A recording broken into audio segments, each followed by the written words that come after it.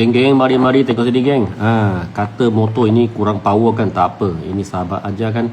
Kita uruskan ini, buka kepala ini plug dulu. Kepala dia kita kasih ubah sesuai sikit.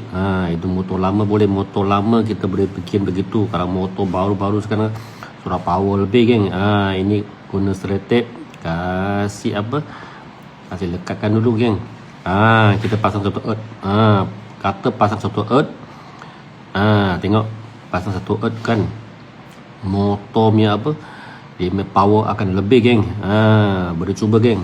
Ini sahabat Ajam yang siap. Ini kita gantung dekat atas dulu. Kasih klip, kasih gantung dulu, gantung betul-betul, kasih ikat ketat dulu. Gantung, ikat ketat, tarik satu lagi.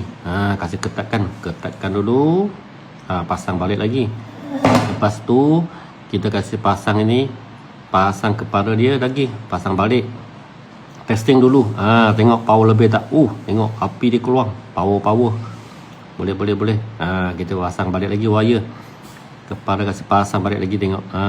Ini plug kepala kasih pasang dulu, ikat betul-betul, pusing, siap pasang balik. Ini start. Power lebih geng.